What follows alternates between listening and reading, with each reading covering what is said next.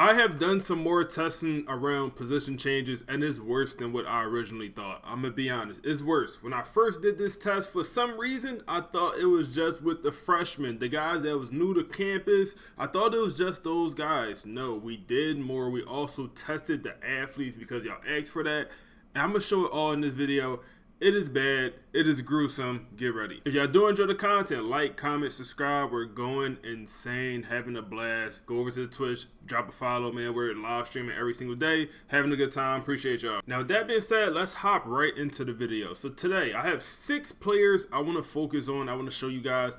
3 of them will be athletes, and the other 3 will just be regular guys that's not even a freshman.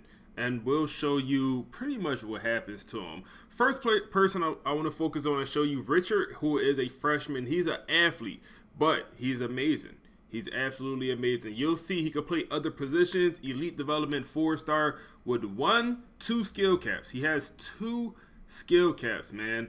Okay, that's the first guy. The next guy is going to be a tight end who's also an athlete, freshman, star development, also could play a bunch of different positions at a high level. And you look at his skill caps, he's only going to be at 10. Pretty solid here, man. Then I also want to show y'all guys some 3-stars. Some guys with skill caps that's maybe not in a great spot. And when you move these guys around, you see how 3-stars are absolutely killed by this, just simply moving a guy. So right here we have a left tackle who's a 72 overall, man.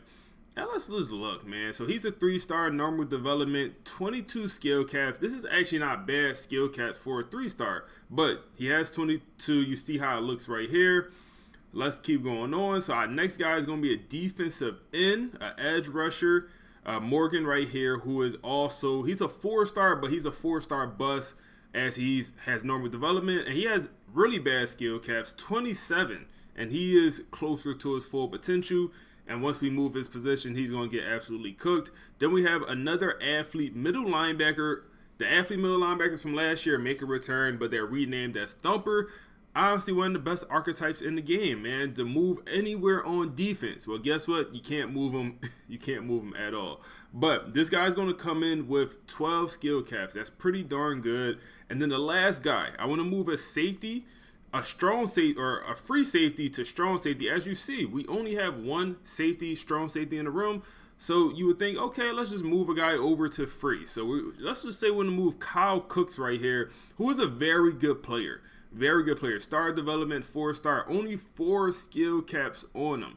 Now, let's go over to position changes. We're going to go back on the same exact save file. And I'm going to show you guys the results. And like I said, I thought this was only with the freshmen. No, it's worse. All right, so we went back on that save file. And let's look, man. So we have our 3 athletes. I want to move around first. Let's start off with the quarterback. This is the elite development guy with 2 skill caps. And you see here, man, he has good speed, 92 on the speed. He could honestly play tight end best. And 6'3", 214 pounds with weight gain in this game where he could actually maybe get 220, 225. Okay, I'm gonna move him to tight end, and then we get a 92 speed tight end. In theory, sounds amazing, right? It do. Let's move Richard over to tight end. Let's move our athlete Thumper middle linebacker. Let's just move him to Sam. Let's do Will. Let's just move him to Will linebacker. We keep him still in the linebacker, position. We're not moving him to D-line or safety, even though he could play it. You see, and he could play anywhere on the defense. Let's just move him to Will. And then this guy right here, this is going to be our athlete tight end who came in with the 10 skill caps. Let's move him over to the defensive side of the ball. So this one is like more of an extreme situation, moving an offensive player to the defense side of the ball, but he can do it. He's an athlete. That's the whole point of the athletes, right? So let's move him to middle linebacker, one of his better positions. And he's literally a better middle linebacker than he is tight end. So let's move him to Mike. And then that's going to be our athletes. Now we have a couple other guys to move. We have our left tackle, who is not great, obviously, but we're going to move him, let's say left guard, man. We could move him to right tackle. Let's just move him to left guard. He keep the same exact archetype, same exact overall, move him to left guard. Now come over here to the defensive end spot and move our guy Morgan. We just gonna move him to the left side. He's currently rushing from the right side. Okay, we just want him to move to the other side where his archetype do not change whatsoever. And then lastly, we want to move our guy Kyle Cooks over to strong safety because we only have one of them. Let's get some more support over there. And remind you, these guys are not freshmen. These are just everyone. Now, let's advance, and you will see how cooked the skill caps get, man. It's bad. All right, man, so we advance to the next season so we can see these guys' skill caps at their new positions. And let's start off with our tight end. Reminder, this was the quarterback that had 2 skill caps, elite development guy. We moved him to the tight end. That's his highest position. He could be a great tight end, man. 92 speed, already looking very good. Best tight end in the room. Still has the elite development. Look how his skill caps are cooked, man. 25 skill caps. This is an athlete. People's asking questions. It don't work for athletes. You're fine with athletes. No, it cooks them, man. Let me make my camera a little bit smaller so y'all can just see. It absolutely cooks these athletes, bro. It cooks everyone. So he goes from 2 skill caps to 25, and he still could become a very good player because he only had 2 skill caps to start off with. What happens when you do this with a 3-star that already has bad skill caps, or maybe a 4-star that has bad skill caps? And we'll get into that here, man. So this guy, man, he was the left tackle, and he had 22 skill caps, okay? 22 skill caps, only a 72 overall, normal development 3-star, man. His career is over. Maybe not over, but like he is no longer ever going to be good. Like, done, cooked, absolutely baked, man. So he went from 22 skill caps to start off with, which honestly wasn't that bad for him being a 3-star. It really wasn't. It was doable. He could become in the upper 80s, it at least appeared. Now he went up to 55 skill caps. He went up to 55. And yeah, like I said, he could max out what, 85? Or excuse me, 75, 76 overall now? I mean, absolutely cooked them, man. And that's a simple position change, man. I would call this a harmless position change. Left tackle over to left guard. I would call that a simple position change, man. They're not even moving to the opposite side. You know, some people saying, oh, it's like, you know, trying to bat left-handed if you're a baseball player. If you move from left guard to right guard, 2 different things, obviously. But it shouldn't be this difficult. It shouldn't be this intense with the skill caps, man. Obviously, it is a change. It is a difference. I don't think this big of a difference. Next, let's look at our guy Morgan. And he was the right end that we moved over to left end. And he started off with 22 skill caps. He has increased to 43 skill caps. And his overall now can max out, just assuming maybe 88 if he's lucky. I would probably say maybe 86 more likely. But he is very close to his potential, and this is a sophomore. This is a sophomore, man. Like I said, I thought it was just with the freshman, but no, this is a redshirt sophomore. You cannot move any one position is the point, man. You cannot move any one position, not even these athletes. Let's look at the next guy, man. So our middle linebacker, this was the athlete tight end. The athlete tight end that came in with 10 skill caps, and this one, it's pretty bad. He came in with 10 skill caps. He was actually a higher overall at thumper middle linebacker, and he got the height and weight to play that position, man. 6'4", 230. Star development. He goes from 10 skill caps to 51 skill caps here, man. 51 skill caps. Intense. Like, why? I understand they maybe want to nerf it a little bit from last year. I think this is the wrong way to go about it, bro. I get it. Let's say we moved a quarterback to D-line. Yes, have his skill caps be horrible. Yes, I get that one. Maybe we're moving a corner to running back. I get that one. Have the skill caps be intense. But why are we, like, he literally just moves from, he's an athlete. He could play anywhere on the field, supposedly. Like, why are we getting these crazy skill cap increase like that, man? Next, let's look at our athlete middle linebacker, the thumper. All we did was move him to Will. He started at Mike. Okay, we needed a Will. We move him outside. He increased from 12 skill caps all the way up to 46 skill caps, man. Insane. 46 skill caps. And lastly, but definitely not least, because this one might be the worst of all, man. So we moved the free safety over to strong safety. Kyle Cooks. We moved our guy. Simple position change, man. Like I said, some people was comparing it like, hey, you ever try to shoot left-handed and you've been shooting right-handed your whole career, moving positions, this is realistic. I don't think this is the way to go, man. I don't think this is right at all. He goes from 4 skill caps, phenomenal player, 4 skill caps, to 43. That's up, bro. That is frustrating. That's frustrating because, like I said, it's people out there that either don't watch my video, or it was people commenting on the last video like, damn, I just did my position changes and I moved everyone around. Guess what? Your whole team is cooked. Your whole team is chopped. Some people saying they wanted to start a new dynasty because of this, because they messed up their pretty much roster by just moving guys around to put them in better positions.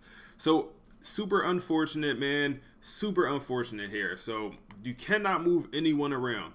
If you got an athlete, they're not an athlete. That's the position they play right now, man. You cannot move that guy. If he's an athlete quarterback, he's a quarterback. Don't move that guy.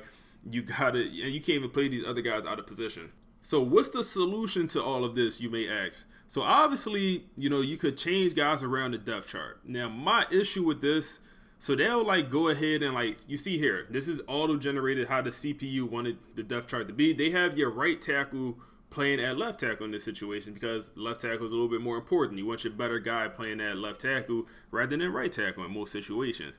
Now, my issue with this is, look at a guy like this, the mental ability team player right there. What that tells me is, let's look at it.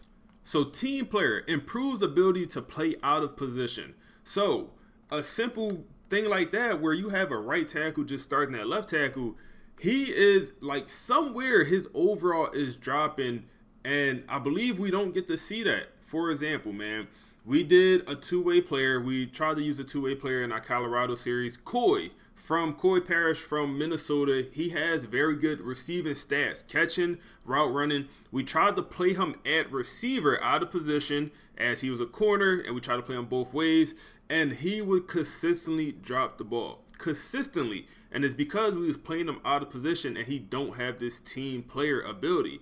But when you're on the O-line and you play these O-linemen out of position, maybe it's not a 1-for-1 where a guy is dropping the ball. It's super obvious that he can't play receiver.